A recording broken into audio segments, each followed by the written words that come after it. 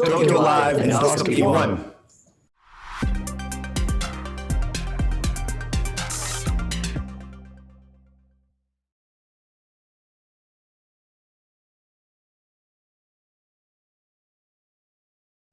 Hello, everyone. Welcome back to this exciting meeting where we've been discussing a whole range of advances in endoscopy. And now we are at one of the most important sessions, which will hopefully, well, not hopefully, I'm very sure will change every single endoscopist practice in the future. Although I'm talking about future, but the technology is already here. This is artificial intelligence. So we are now going to talk about artificial intelligence, and I'm really pleased to be chairing this session with my co-moderator, Professor Helmut Messmann from Germany. Hi, Helmut. Nice to have you here. I'm really delighted that we have two world's best endoscopists and great experts in AI from Japan joining us. Dr. Tada. Hi, Dr. Tada. Yeah. Hi. Thank you. Nice to meet you. For joining us. And we have Dr. Misawa from Japan as well, who's joining us. So hi, Dr. Misawa. Hi. Nice to have you. Nice to see you again. Thank you. And finally, because I always forget to thank Professor Inoue, so thanks for giving this platform. Our first speaker is Dr. Tada, who's going to talk about advances of endoscopy, endoscopic AI in detection and management of GI cancers. So Dr. Tada, over to you, please. Thank you very much. My name is Tomohiro Tada. I'm an endoscopist for more than 25 years, and now the CEO of AI Medical Service Inc. I'm truly grateful for this opportunity. Today, I will give a presentation on advances of endoscopic AI for gastrointestinal cancer. The COI is shown here. In the first half of the presentation, I would be discussing the advances in endoscopic AI and result of our research to date. In the second half, I would be talking about endoscopic AI affects endoscopic practice and the combination of AI to achieve better endoscopic practices. Let us now start the discussion. I think that this endoscopic AI is beneficial product for everyone involved. While patients undergo endoscopy, the quality of examination is improved by AI, and the doctor will experience a reduced burden of examinations while carrying out more accurate examinations. Although it is a medical device, it is not very costly. Being a software-based medical device, medical institutions are able to increase the efficacy of operations and reduce the risk of medical care through the introduction of state-of-the-art systems.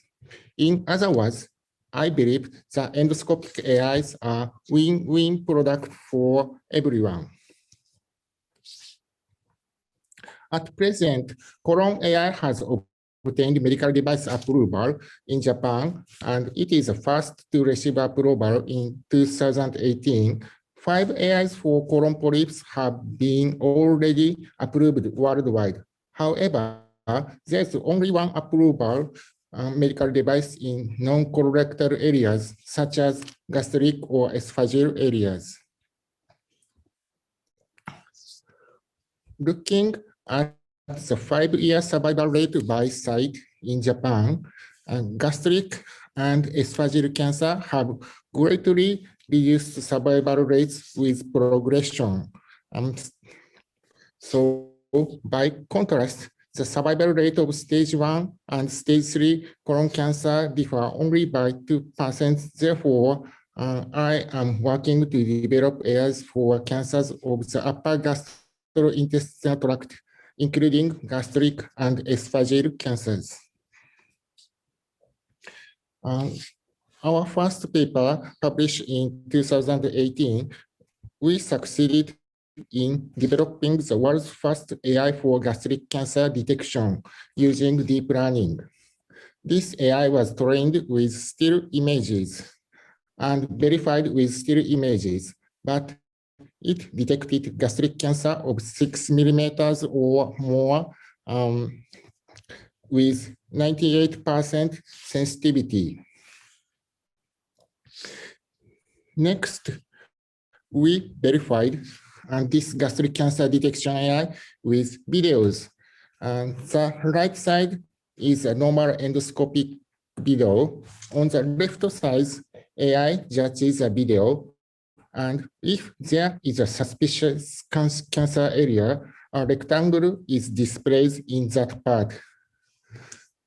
Stomach cancer that may be mistaken for obstacle region, AI will support detection. So you will be observe it again. Stomach cancer, which is difficult to find because of gastritis, is detected and marked up by AI at the timing that is probably earlier than that found by human doctors. Our AI was able to detect gastric cancer with 94 sensitivity in past video verification. Next is a paper comparing detection accuracy of lesions between the AI and physicians. 67 endoscopics, including 34 specialists, were asked to interpret image over a crowd to compare the sensitivity and specificity with endoscopic AI. An interpretation comparison experiment was conducted with about 3,000 images, including 209 images of cancer. I will present cases missed by doctors. As you can see, this may be detectable when looked carefully, but it can be difficult when looking at approximately 3,000 images continuously. Therefore, from the left, there were only one for 4 doctors, respectively, who were able to detect cancer. Most of the doctors missed it, and they reported that there were no abnormalities. By contrast, all cases were detected by AI. This is a prototype of the AI, but this has suggested that AI can assist endoscopists in diagnosis. We also report AI detect squamous epithelial esophageal cancer. AI was trained with still images, but the sensitivity for each case was 98%. This is also an AI paper that detects esophageal squamous epithelial cancer, but it is verified with video. It is shown that AI and endoscopists watch endoscopic video together. Endoscopic with AI will improve sensitivity without reducing specificity. Next, I will continue on discussing about age of AI. I believe that in the future, the use of AI will be a normal part of our practices. In our latest AI, the degree of possibility percent of confidence of neoplasticity specificity determined by AI is displayed from the image of gastric region candidate provided by the endoscopic processor. This AI shows the neoplastic potential, and the more time is needed for commercialization of products that can indicate the cancer stage and specific position of a region. I will introduce a product to be launched in Japan in 2022 as near future prospects. The classification of early gastric cancer is not so easy, even for Japanese endoscopists. And we have developed an AI based on endoscopic data received from many institutions, including Cancer Institute Hospital and the University Tokyo Hospital. While with the endoscopic and the AI connected, freezing the endoscope allows the AI to provide information about neoplastic potential of a region that is shown on the screen. In the near future, we'll be able to realize an AI assistant that can be immediately besides the endoscopist and provide advice whether it is difficult to make a decision.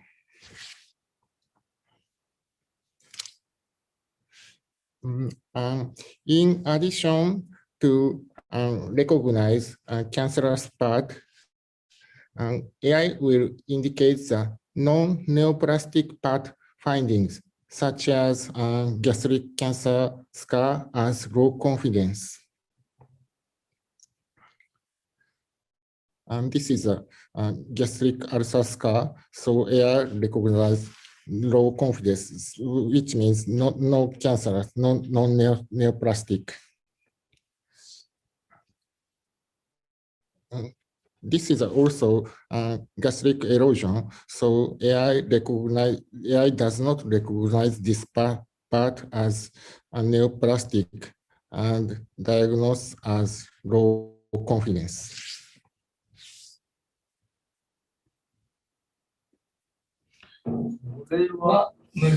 This is also early gastric cancer. This is difficult to detect due to gastritis, but AI detecting it accurately.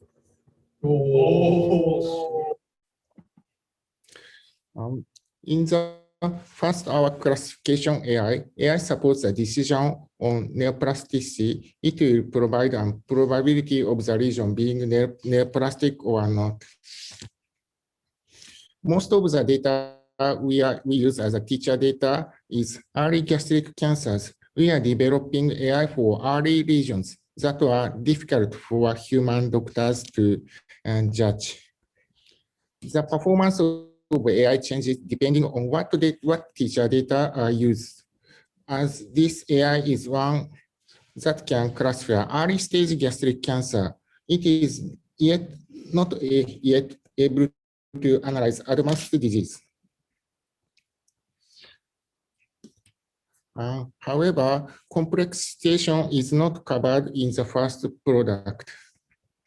Unlike blood, hallucination, bleeding, mucus, we know that AI cannot analyze these images, but doctors must take clear photos for AI.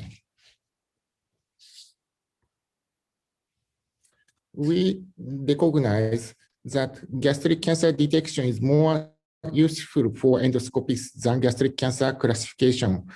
We are now developing an AI prototype that detect and distinguish gastric cancer and proceed with research and development to obtain regulatory approval. We are also developing an AI for esophageal cancer. We are conducting research and developing AI program with the Cancer Institute Hospital. And this AI shows the scope area of esophageal cancer in real time. We also developing AI for prospective clinical trials with Osaka International Cancer Center to classification. This is a esophageal cancer classification by magnified NBI images. After detecting the esophageal cancer, AI will classify it. In this way, AI is installed besides the endoscopic monitor and to conduct prospective clinical trial research. We have been researching and developing endoscopic AI for more than 4 years, and I believe that these are the 3 things that endoscopic AI can do. The first is detect suggested gastric cancer lesions from video and still images. The second is to distinguish detected lesion from cancer or non-cancer. The third is to diagnose the extent of the lesion area, because AI can depict areas on a pixel by pixel basis. We believe that third function will be useful during endoscopic surgery. Here is a summary of my presentation. First, we are now in a stage where we need to think about social implementation of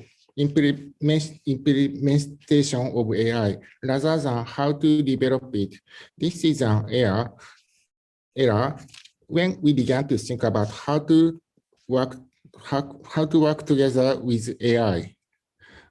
Second, we would like you to recognize while endoscopic AI has produced results that are of an equivalent or greater level than endoscopic specialist, but there are many skills that AI does not possess. Lastly, I do not believe that AI will actually make a big difference in endoscopic medical care. AI will not take away the job of the endoscopics, but the AI and the doctor will work together to provide better endoscopic examinations. I will continue to do my best to develop AI, and that will be a good partner for endoscopists around the world. Thank you for your attention today. Excellent. That was a very exciting presentation. Thanks for all the fantastic research and development work you're doing. Looks to me like you are almost there with all this gastric tumor cancer detection with AI. So it looks fantastic. I think what we might do is go straight to the second talk and then have the discussion together. Is that okay with you? Okay. Yeah, okay. I think that will be a good idea. Let's do that. So it's now again my great pleasure to invite Dr. Misawa, another great endoscopist who's doing some fascinating work with AI, to tell us about the current and future perspectives of AI in colonoscopy. Dr. Misawa, over to you. Thank you very much for your kind introduction. And it's a great pleasure to have a lecture here in Tokyolive 2021. Today's my topic is AI for colonoscopy. So let's get started. So this is my COI. So this slide shows the commercially available AI endoscopy systems. As you know, currently there are several AI tools that are approved by the regulatory body. This year, we have two good news. The first one is US FDA approved Medtronic's GI Genius, which is a CAD-E for colonoscopy. And second one is in the upper GI. The Japanese company named NEC got CE mark that can CE marked systems that can detect the Barretts esophageal cancers. I heard our Professor Bandari is a PI of this project. No. To the best of my knowledge, this is a world first AI tool for upper GI endoscopy. It's a very exciting news. And of course, there are still many research teams struggling their AI for endoscopy. So I think there are two main roles of AI in colonoscopy. First one is computer-aided detection, or CAD-E, that aiming to improve ADR. And the second one is computer-aided characterization, or CAD-X, that aiming to conduct an accurate optical biopsy. First, I'd like to talk about the CAD-E. Here, I discuss the reason of missing the lesion during the colonoscopy. There are two causes of missing the polyps. First one is perceptual error. That means polyps are visualized but are not perceived by the endoscopist. Second one is exposure error, which is regions where polyps are not visualized due to it is located at behind something.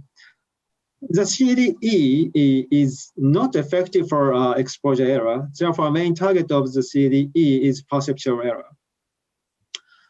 A recent advancement of deep learning technology, the dawn of real-time CAD-E system came certainly in 2018. There were three similar preclinical articles, including our teams, were reported in that year. I'd like to introduce our developed CAD-E system named Endogram. This is our first regulatory approved CAD-E system in Japan. The systems work on a real-time basis, and if the lesions are detected like this, it emits an alert with rectangle. Also, it was a preclinical data. Its sensitivity was 98% and specificity was 93%. As you can see, it can detect a very small and fat lesion, as you can see. So, and then an important clinical question arose. So that is, does CAD-E really improved ADR? The answer is yes. Currently, there are some meta-analyses that investigated the incremental effect of CAD-E. They all reported that CAD-E increased the ADR by approximately 10%. However, its incremental effect seems to be affected by polyp size. This is a breakdown of the meta-analysis. Incremental effect of the CAD-E is mainly due to diminutive adenomas, which are regarded as low-risk lesions. So still large or advanced lesions may be missed even using the CAD system. Please take a look at this picture. Can you find the advanced adenomas? There is about 30 millimeter diameter LST lesions. In addition, this region already embedded into some mucosa layer. We have to find such clinically important regions. So speaking of large regions, I'd like to introduce very interesting RCT reported by Chinese team, Dr. Gong. They conducted our RCT using our AI-assisted CAD-E system. Interestingly, their CAD-E reported higher detection rate of large colorectal lesions. So I think it is because this is a new category of AI for colonoscopy. Namely, it is a computer-aided quality assurance system. Their system monitors the withdrawal speed and sweeping of the endoscope and cecal intubation. It allows the endoscopist to carefully inspection of the mucosa and indirectly reduce their blind spot. As a result, the detection rate of large colorectal lesion is thought to be improved. So regarding the quality indicators such as withdrawal time, cecal intubation rate, and bowel preparation are the surrogate marker of the blind spot. So AI is now expected to directly solve this issue, namely the system that can monitor or reduce the blind spot would be required. I'd like to show a very interesting video. This is a deep learning-based system that can construct a three-dimensional conic model on a real-time basis. Therefore, we can monitor the 3D construction model on a real time. So as you can see, so this is right side is a 3D construction model. As you can see, this missing part area correspond to the blind spot. This is our work. So we also investigated the 3D reconstruction system similar to the precedent study.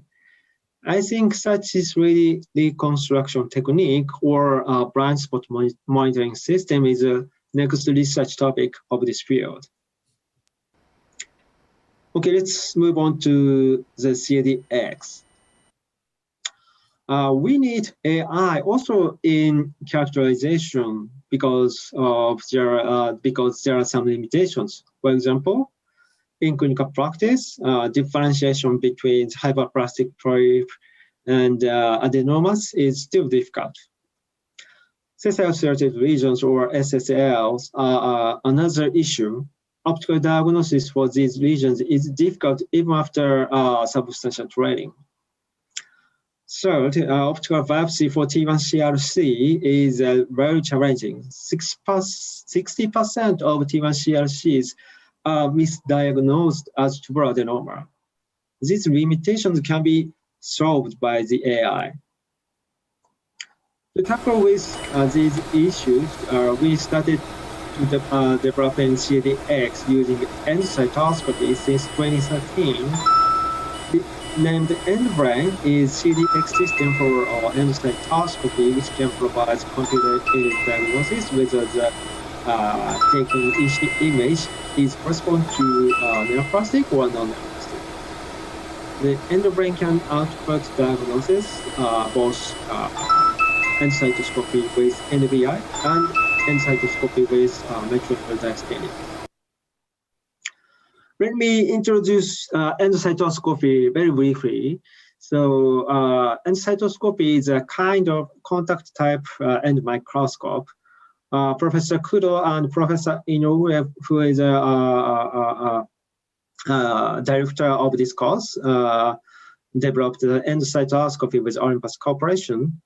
Endocytoscopy enables in vivo cellular observation of cell nuclei with 520 times magnifications.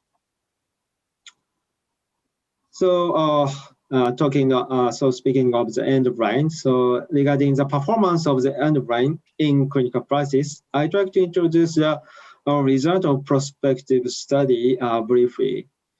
My colleague, Dr. Yuichi Mori, reported this study. It was a single center study. We included about 800 patients, and the endoscopist diagnosed the lesion with Endogram.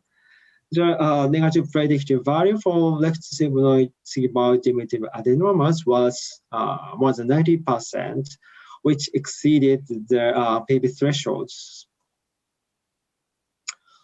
So also endobrain requires endocytoscopy. Recently, Fuji's CAD-eye system, recently released Fujifilm's CAD-eye system can be applied for routine non-magnified endoscope. Furthermore, these systems integrated CAD-E and CAD-X. So its accuracy was reported to be 84% differentiating hyperplastic polyp from adenomatous polyp. So move on to the SSL. So I would like to show our recent work. Now developing CAD-X for visual endoscopy.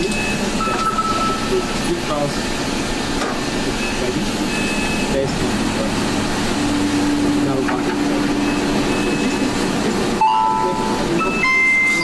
hyperplastic polyp and SSL.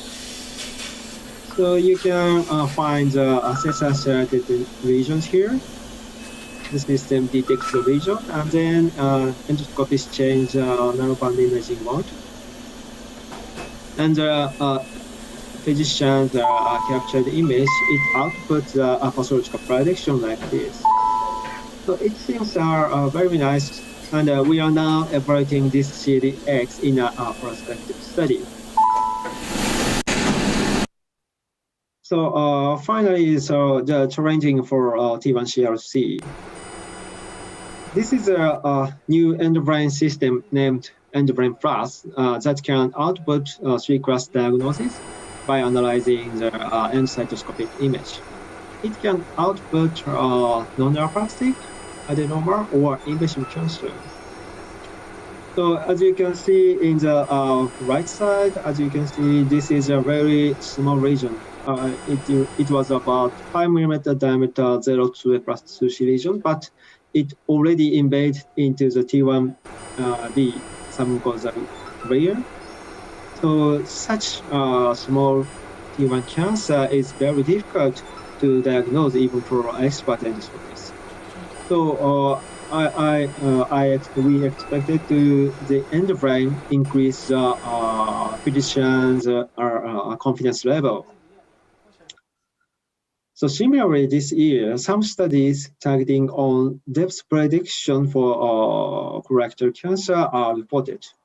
These systems are still in a preclinical stage and ways to go. However, these have a potential to reduce over surgery or under treatment.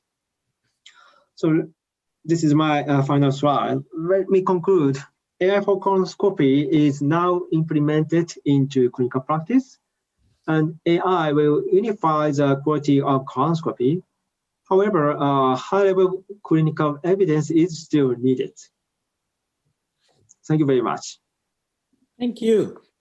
That was another fascinating presentation on where we are in AI for colon and where we're going.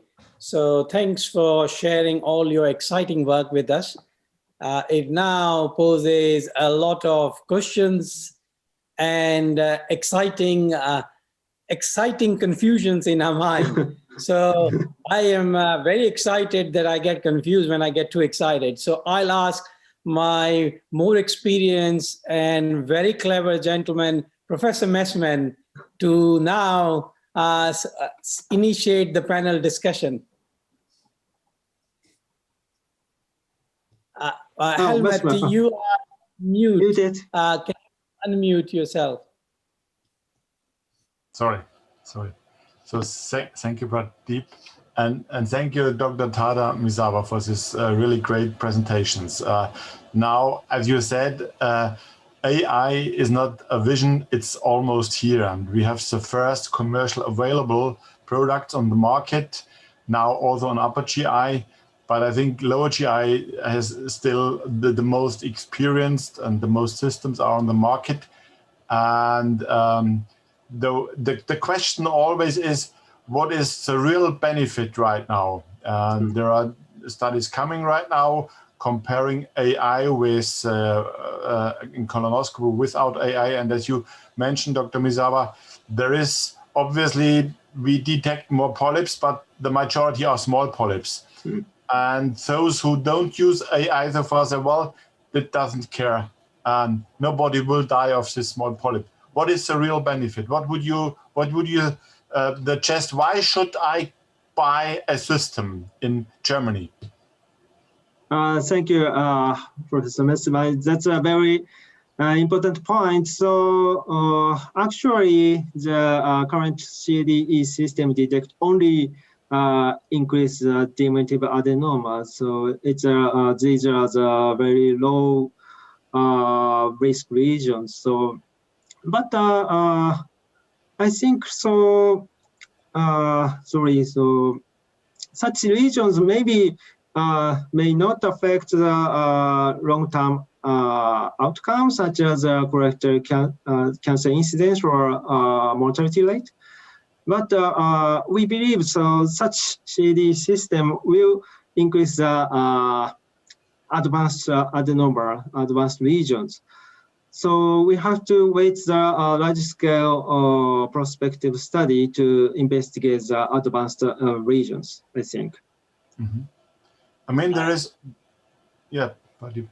I was going to say it's a very valid point that you raised, and but I would like to challenge you on that, because if you look at the data from colonoscopy data, we have shown very clearly that endoscopists who miss these small lesions, they are the same endoscopists who also miss advanced lesion. And that's why this improvement in quality, this is what this AI is offering. And at the moment, you only demonstrated that improvement in quality is because of the small lesion. This improvement in quality by default will result in improvement in detection of advanced adenoma as well. Yeah, I think I absolutely agree, Pradeep. There are also studies showing that AI, who has most benefit? Is it the fellow or is it the expert? And obviously, in the differentiation of polyps, the benefit is more for fellows. But even experts have increase in their differentiation rate and sensitivity. So the conclusion from my side is everybody will improve his skill, his detection, his RDR, and also the differentiation of polyps. So, and another point which is always discussed, and maybe you can give some comments on this. I ask you, what about the costs? I mean, initially you have to buy, you have to invest, but does this mean it is not cost effective? Because we know if we detect lesions, we can resect, we can avoid cancer. So this is not the conclusion is not so easy. I think there are a lot of open questions, but at the end, and I think it can be cost effective using the system. What is your comment on this? Thank you so much. So cost effectiveness is another important point. So regarding the CADE, it will certainly increase the cost regarding the polypectomy or pathology in the short term. But as you mentioned, so from the point of view of the long-term effect, it may decrease the medical cost by reducing the colorectal cancer. And furthermore, CDX is, I think, promising. So CDX will reduce unnecessary polypectomy or pathological costs. So we have to wait the prospective large-scale data integrates the CDE and CDX. But maybe I think so. Such AI system will decrease. Will increase. Improve the cost effectiveness. So, Ken, before we move away from the detection, I would like to bring Dr. Tada in, because Helmut raised a very important point here, that in colon, this is only finding these small lesions, and maybe some people will think it makes no difference. Upper GI cancers is a very different game. So, Dr. Tada, what is your view on this? That is AI only going to detect things which are obvious to everybody, or it will find those lesions which are not obvious to everyone? Because upper GI, I find it very difficult finding early gastric cancer. In Japan, probably it's a different scenario, but in the West, we don't see that many. So it's very easy for us to miss. So I think the upper GI might be a different game. Dr. Tada, what is your view on that? So since upper GI cancer, early gastric cancer, or early esophageal cancer is very difficult, even for expert endoscopists. So I, including me, endoscopists, want to perform examination with excellent assistant, excellent AI equivalent to specialist.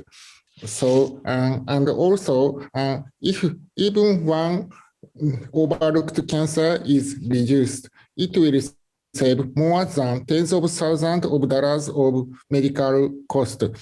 Because comparing stage 3 care and stage 1, if you find early gastric cancer at stage 1, it will cured by endoscopic surgery. But if this early cancer is overlooked and grow 2 years or 3 years later, find it at stage 3, it costs, it needs surgery and costs high, expensive anti-cancer drugs. So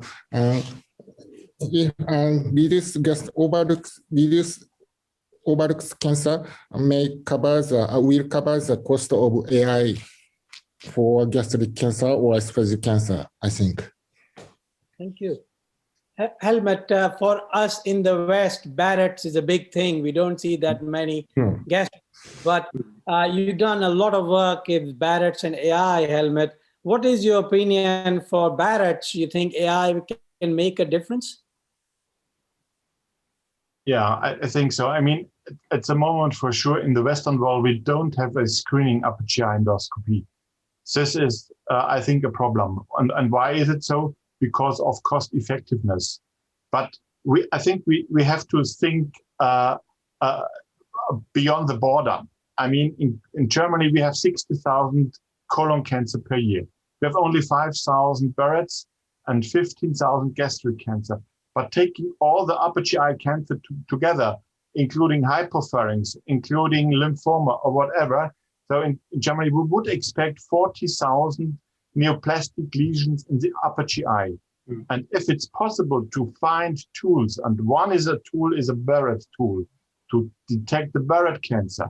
And the next tool could be, Dr. Tada, a tool to detect gastric cancer.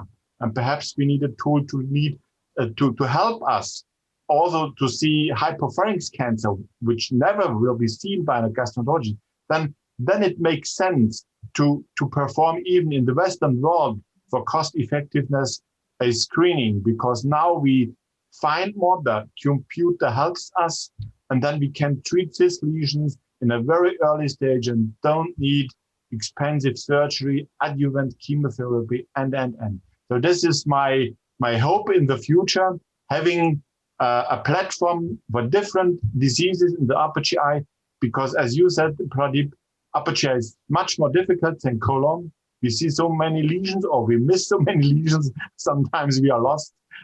We learned a lot from our Japanese friends, but I think we can do much better using AI in the upper GI. And the Barrett is for sure an excellent example, which shows it works even in the upper GI. And we also recently, and Dr. Misawa showed it for the colon, we have, with AI, we can detect the lesion, we can differentiate the lesion, we can segment the lesion, but also we can use AI to predict the submucosal invasion. We did a study on Barrett cancer with still images, and obviously this seems to work as well in the upper GI, similar to the colon. And this will guide us in the near future how to treat lesions if we find it, or with the help of AI. And I would like to ask a slightly philosophical question, or which is technical stroke philosophical. I noticed that most people developing AI, they are trying to copy a human practice. by that, what I mean is endoscopist practices, we endoscope with white light. As soon as we see something, we do chromoendoscopy or image enhancement with NBI or BLI and magnification. My personal view is why we are using AI to copy our practice. Here is our opportunity to break this trend and make AI work only on white light. Forget about all these enhancements, magnifications, everything. Just white light, white copy. So I would like to know your views. Maybe start with Dr. Misawa. What do you think about this view? Thank you so much. It's a very good point. So theoretically, AI for white light endoscopy is ideal. So I hope such system. But it's from a technical point of view, so it is a little bit difficult to obtain the substantial accuracy for white light endoscopy. So now we are developing the advanced endoscopic procedures such as narrowband imaging or chromoendoscopy. But we, of course, next target is, I believe the next target is white light endoscopy. We can detect the cancer by the white light endoscopy and predict the invasive depths based on the analysis of the white light image. It's my opinion. Excellent. Dr. Tada, what do you think about white light with upper GI? Is it possible, you think, or we still need to use NBI and BLI and eye scan? Yeah, we are gathering data of NBI or BLI or LCI, but as a medical device, we have to assure the accuracy. So we need more data on NBI or BLI or LCI. But we are researching and developing magnified NBI images to, in the meaning of classification, magnified NBI images will be more, I think, more accurate. AI can be used from magnified NBI images. Okay. Helmut, what's your opinion? What should be the direction of travel?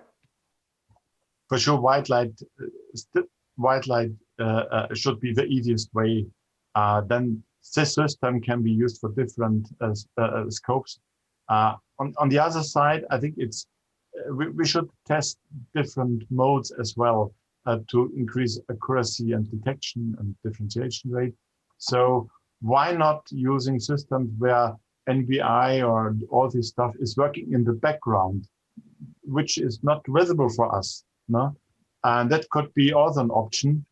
You see only white light, but you give the computer as much as information as he needs, and you never have to switch in between. So I think there's different ways to improve the systems. We compared NBI and white light in the Barretts and staining, and indeed the computer was best with white light. So good. Interesting. No, I think that's my other thought why I say this is, if AI development is left only to endoscope manufacturers, then automatically they will use their patented technology and AI together because there is a conflict. If independent players come into this field, then I think the progress will be very fast because they have no conflict. They want to go independent of these patented technologies. Yeah. So I think we all benefit. Users will benefit when more of these players come into the field. So that's one last question. Maybe we're running out of time, but one last question. In my mind, the scenarios, only last week, I was asked to review a medical legal situation. A patient had a colonoscopy done 3 years ago, was found to have one polyp removed, and now patient has come back with a hepatic flexure cancer. So the doctor is being sued now that he missed a cancer. Yeah. And it is possible. What I'm thinking is, in the future, if that doctor, say, was using AI and doing colonoscopy, and this whole procedure was recorded, with AI, doctor, colonoscopy. As a reviewer now, that when I'm invited to look at it, I will be in a very good position to either say, yes, doctor missed it, AI missed it, or look at this, the exposure was very good throughout the procedure, AI didn't see it, doctor didn't see it, sorry, you can't blame the doctor. What do you think? Am I talking nonsense, or do you think it is possible? Yeah, thank you so much. So it's a very difficult answer, but so I think so. Colonoscopy practice sometimes occur such things. So, but if the performance of AI is perfect, so it is possible to detect all cancers, but I think it's not so. It's impossible. So I think the main. So we doctor have to. Sorry. So we doctor have to responsible for the result of the clinical consequence. So we have to still the consequence responsible for that. Helmut, what do you think? Well, first of all, I think in Germany, the doctor wouldn't be sued in Germany because we know colonoscopy is not 100%. And you have to explain your patient, you can always miss polyps. This is the technique. You cannot do better. It is, you have a miss rate, we know it from data, we have a miss rate from polyps of 20%. And that's the reason that we recommend control endoscopies. Or if the colon is not well prepared, bowel preparation, you have to repeat it early. So yeah, the doctor for sure is responsible. He has to explain the patient. If he uses AI, he's still responsible. He cannot rely on AI. It's like driving a car. If you are too fast, you cannot say, my driving assistant told me it's only 80 kilometers per hour and you drove 100. So that's your responsibility. And the same is true for AI. The doctor will be always responsible. But in the near future, similar to cars, I believe everybody will AI use in the next 5 years. There will be no colonoscopies without. This is my personal, I don't know whether I'm right, but would be interested what your thoughts are. I agree. I guess we might have run out of time. So if anyone has any final comments, then please unmute yourself and make a comment. Otherwise, we would like to thank Professor Inoue to provide this excellent platform and this fascinating meeting for us to discuss all these bright and interesting ideas. I guess we finish here. Okay. Thanks, everyone. And thanks to Professor Inoue. Thank you very much. Thank you very much.